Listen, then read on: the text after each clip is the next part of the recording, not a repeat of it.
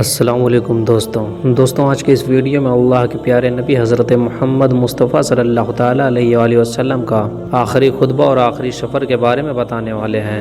آپ صلی اللہ تعالیٰ علیہ وآلہ وسلم نے اپنے آخری خطبے میں اپنی امت سے کیا کہا اور کیا نصیحت دی اور کس چیز کے لیے خبردار کیے، جسے سن کر آپ سبھی کا ایمان پختہ ہو جائے گا۔ میرے پیارے دوستوں، آپ اس کو آخری تک ضرور دیکھیں، اور سب سے پہلے اگر آپ کو اللہ کے پیارے نبی صلی اللہ تعالیٰ علیہ وآلہ وسلم سے سچی محبت ہے اور اگر آپ سچے عاشق رسول ہیں تو اس ویڈیو کو دل سے لائک ضرور کریں اور کمنٹ باکس میں لبیک یا رسول اللہ لکھیں۔ دوستوں، امام الانبیاء 26 ذی القعدہ 10 ہجری کو حج کے لیے مدینہ منورہ سے روانہ ہوئے، 5 ذی الحجہ کو مکہ معظمہ پہنچے اور 9 ذی الحجہ کو جمعہ کے دن عرفات کے میدان میں تقریباً 1,24,000 صحابہ کرام کے سامنے خطبہ ارشاد فرمایا۔ اے لوگوں، اللہ تعالیٰ فرماتا ہے کہ ہم نے تمہیں ایک مرد اور ایک عورت سے پیدا کیا، تمہارے خاندان اور قبیلے بنائے تاکہ تم ایک دوسرے کو پہچانو۔ بلا شبہ اللہ کے نزدیک اور قابل تکریم وہ ہے جو سب سے زیادہ پرہیزگار ہو۔ تمام تعریفیں صرف اللہ کے لیے ہے، ہم اسی کی حمد کرتے ہیں اور اس سے مدد طلب کرتے ہیں اور اپنے گناہوں کی معافی چاہتے ہیں۔ میں اعلان کرتا ہوں محمد صلی اللہ تعالیٰ علیہ وآلہ وسلم اس کا بندہ اور رسول ہوں۔ آپ صلی اللہ تعالیٰ علیہ وآلہ وسلم نے فرمایا، میرا خیال ہے آج کے بعد تم سے اس مقام پر ملاقات نہ ہو سکے گی۔ لوگوں، تمہارے خون اور تمہارے مال ایک دوسرے پر حرام کر دیے گئے ہیں، تمہیں عنقریب اللہ کے سامنے حاضر ہونا ہے، خبردار میرے بعد گمراہ مت ہونا۔ آپ صلی اللہ تعالیٰ علیہ وآلہ وسلم نے فرمایا، زمانہ جاہلیت کی ہر رسم کو میں نے اپنے قدموں تلے پامال کرتا ہوں۔ اے لوگوں، تمہاری جان، تمہارا مال اور تمہاری آبرو ایک دوسرے کے لیے قیامت تک اتنی ہی مقدس اور قابل احترام ہے جتنا یہ دن یوم عرفہ، یہ مہینہ ماہ ذی الحجہ اور یہ شہر مکہ۔ اے لوگوں، ہر مسلمان دوسرے مسلمان کا بھائی ہے، کسی مسلمان کے لیے اپنے بھائی کا مال بغیر اس کی مرضی کے لینا جائز نہیں۔ میرے بعد گمراہ نہ ہونا کہ ایک دوسرے کی گردن مارنے لگو۔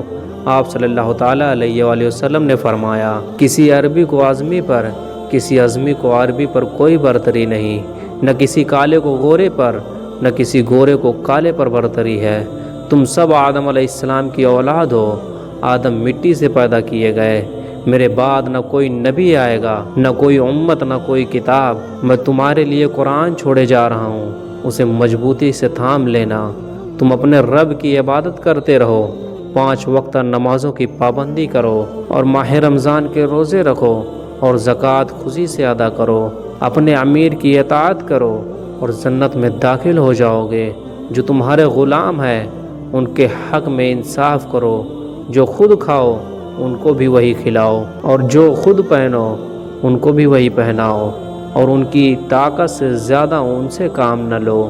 خبردار، مجرم اپنے جرم کا خود ذمہ دار ہے۔ خبردار، باپ کے جرم کا ذمہ دار بیٹا نہیں اور بیٹے کے جرم کا ذمہ دار باپ نہیں۔ جب آپ صلی اللہ تعالیٰ علیہ وآلہ وسلم خطبے سے فارغ ہوئے تو یہ آیت نازل ہوئی، جس کا ترجمہ کچھ اس طرح ہے، آج میں نے تمہارا دین تمہارے لیے مکمل کر دیا اور تم پر اپنی نعمت پوری کر دی اور تمہارے لیے اسلام کو پسند کیا۔ ایک دن اچانک آپ صلی اللہ تعالیٰ علیہ وآلہ وسلم کو سر میں درد اور بخار ہوا، بغیر سہارے کے چلنا دوبر ہو گیا۔ ازواج مطہرات میں سے حضرت عائشہ کے گھر میں قیام رہا۔ آپ صلی اللہ تعالیٰ علیہ وآلہ وسلم پر غشی آتی رہی، کچھ افاقہ ہوا۔ حضرت علی علیہ السلام کے سہارے مسجد میں تشریف لائے۔ حضرت ابو بکر نماز پڑھا رہے تھے۔ سرکار مدینہ صلی اللہ تعالیٰ علیہ وآلہ وسلم کے قدموں کی چاپ سن کر حضرت ابو بکر صدیق نے پیچھے ہٹنا چاہا۔ آپ صلی اللہ تعالیٰ علیہ وآلہ وسلم نے منع فرمایا۔ آپ صلی اللہ تعالیٰ علیہ وآلہ وسلم نے خطبہ دیا۔ آپ صلی اللہ تعالیٰ علیہ وآلہ وسلم نے فرمایا، اللہ نے اپنے بندے کو اختیار دیا ہے کہ وہ دنیا کی نعمتیں لے یا خدا کے پاس جو کچھ ہے اسے قبول کر لے۔ اس نے وہی قبول کیا جو خدا کے پاس ہے۔ یہ سنتے ہی حضرت ابوبکر دہاڑے مار کر رونے لگے۔ انہیں رونے سے منع فرمایا اور فرمایا، میں تمام لوگوں میں سب سے بڑھ کر ابو بکر کے مال اور فاقت کا ممنون ہوں، میں سب کا احسان اتار سکتا ہوں، ابو بکر کا بدلہ خدا ہی دے سکتا ہے۔ پھر فرمایا تم سے پہلے لوگ انبیاء اور صالحین کے قبروں کی عبادت گاہ بنا لیتے تھے، خبردار تم قبروں کو عبادت گاہ نہ بنانا۔ اسی خطبے میں آپ صلی اللہ تعالیٰ علیہ وآلہ وسلم نے فرمایا اے عباس، میں خدا کے ہاں تمہارا کچھ کام نہ آ سکوں گا، اگر اللہ کا قرب حاصل کرنا ہے تو اس کی عبادت کرو۔ اس کے بعد حجرے میں تشریف لے گئے، بیماری کا زور تھا۔ آپ صلی اللہ تعالیٰ علیہ وآلہ وسلم نے حضرت عائشہ سے پوچھا کچھ اشرفیاں تھیں، وہ کہاں ہیں؟ حضرت عائشہ نے فرمایا میرے پاس ہیں۔ آپ صلی اللہ تعالیٰ علیہ وآلہ وسلم نے فرمایا جاؤ انہیں خیرات کر دو۔ آپ صلی اللہ تعالیٰ علیہ وآلہ وسلم کی زندگی کی آخری رات تھی، گھر کے چراغ میں تیل بھی نہیں تھا۔ ام المسلمین حضرت عائشہ نے خادمہ سے کہا جاؤ کہیں سے تیل لے کر آؤ۔ پیر کا دن تھا، 11 ہجری 12 ربیع الاول، عمر 63 سال حضرت عائشہ سے ہجرے میں رخصت فرمائی۔ حضور صلی اللہ تعالیٰ علیہ وآلہ وسلم نبوت کے بعد 13 سال تک مکہ مکرمہ میں رہے اور 10 سال مدینہ منورہ میں قیام فرمایا۔ آپ صلی اللہ تعالیٰ علیہ وآلہ وسلم مسکین محتاجوں کا خیال رکھتے تھے اور ان کی ضرورتیں پوری کرتے تھے۔ آپ صلی اللہ تعالیٰ علیہ وآلہ وسلم خود بھوک کی حالت میں ہوتے، اس وقت اگر کوئی بھوکا آپ صلی اللہ تعالیٰ علیہ وآلہ وسلم سے سوال کرتا تو کسی سے قرض لے کر یا کسی سے کہہ کر اس کی ضرورت پوری کرتے۔ ایک دفعہ ایک شخص آپ صلی اللہ تعالیٰ علیہ وآلہ وسلم کے پاس آیا اور سوال کیا کہ آپ صلی اللہ تعالیٰ علیہ وآلہ وسلم نے فرمایا میں خالی ہاتھ ہوں، تم میری طرف سے کسی سے قرض لے لو، میں ادا کر دوں گا۔ حضرت ابو طلحہ انصاری دربار رسالت میں موجود تھے۔ ایک شخص آیا اور کہا یا رسول اللہ صلی اللہ تعالیٰ علیہ وآلہ وسلم مجھے سخت بھوک لگی ہے۔ پھر حضور صلی اللہ تعالیٰ علیہ وآلہ وسلم نے صحابہ کرام سے مخاطب ہو کر پوچھا کہ کوئی ہے جو اس شخص کی آج کی رات میزبانی کرے؟ یہ سن کر حضرت ابو طلحہ انصاری اٹھے اور اس شخص کو اپنے گھر لے گئے۔ بیوی سے کہا یہ رسول اللہ صلی اللہ تعالیٰ علیہ وآلہ وسلم کے مہمان ہیں، جو کچھ ہیں حاضر کرو۔ جواب ملا بچوں کا کھانا ہے۔ اس پر حضرت ابو طلحہ انصاری نے کہا کسی طرح بچے کو سلا دو۔ چنانچہ ایسا ہی ہوا، بچوں کو کھانا مہمان کو کھلا دیا گیا اور اہل خانہ بھوکے سو گئے۔ رسول اللہ صلی اللہ تعالیٰ علیہ وآلہ وسلم کو اس بات کا علم ہوا تو بہت خوش ہوئے۔ اس موقع پر یہ آیات نازل ہوئی جس کا ترجمہ یہ ہے اور وہ دوسروں کو اپنی ذات پر ترجیح دیتے ہیں، خواہ وہ خود بدحال ہی کیوں نہ ہو۔ حضرت ابو سعید خدری روایت کرتے ہیں کہ انصار میں سے بعض لوگوں نے حضور صلی اللہ تعالیٰ علیہ وآلہ وسلم سے سوال کیا۔ آپ صلی اللہ تعالیٰ علیہ وآلہ وسلم نے انہیں کچھ عطا فرمایا۔ انہوں نے پھر آپ صلی اللہ تعالیٰ علیہ وآلہ وسلم سے سوال کیا۔ آپ صلی اللہ تعالیٰ علیہ وآلہ وسلم نے پھر دیا، یہاں تک کہ جو کچھ آپ صلی اللہ تعالیٰ علیہ وآلہ وسلم کے پاس تھا وہ ختم ہو گیا۔ آپ صلی اللہ تعالیٰ علیہ وآلہ وسلم نے فرمایا میرے پاس جو کچھ ہوگا میں اسے تم لوگوں سے بچا کر نہ رکھوں گا۔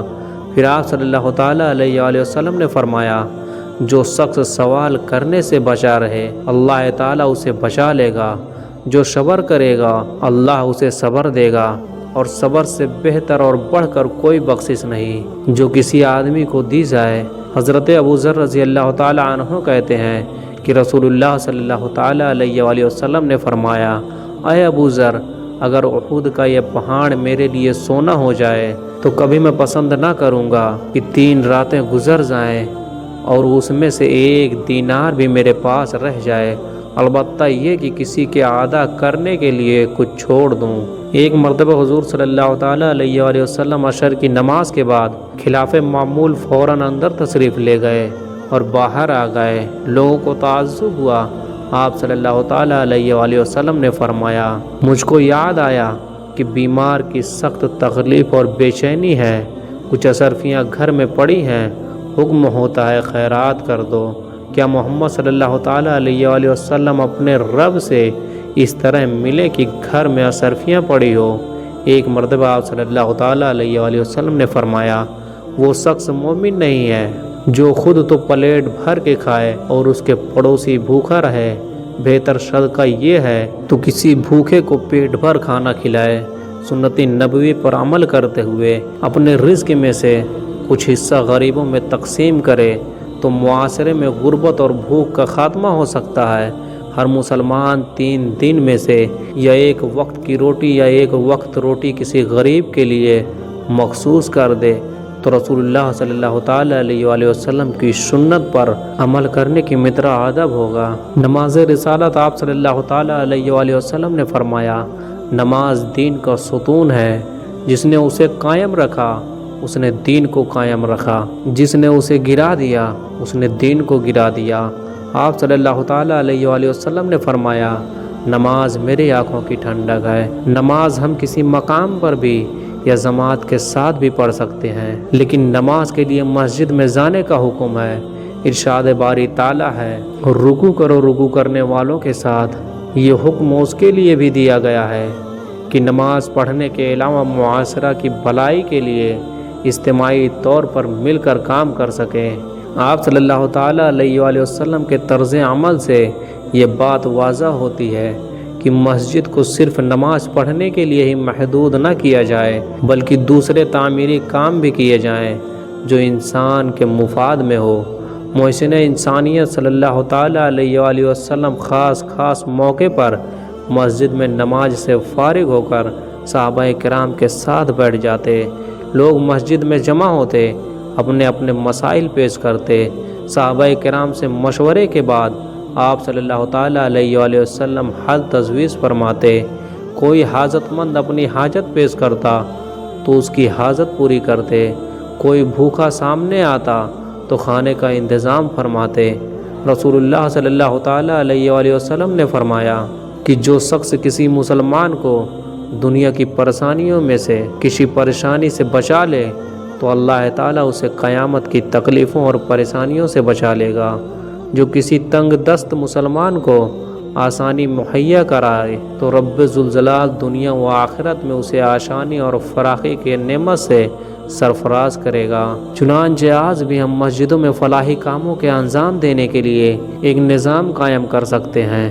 جو لوگ بلا ناغہ اکثر و بیشتر مسجد میں نماز پڑھنے کے لیے آتے ہیں، ان کے درمیان بھائی چارہ قائم کیا جا سکتا ہے، جس طرح ہمارے پیارے نبی محمد صلی اللہ تعالیٰ علیہ وآلہ وسلم نے مکہ کے مہاجرین اور مدینہ کے انصار کے درمیان قائم کیا تھا، تاکہ ضرورت پڑنے پر ایک دوسرے کے دکھ درد میں شریک ہو سکیں، آپس میں شناسائی ہو، ایک دوسرے کے حالات سے واقف ہو سکیں۔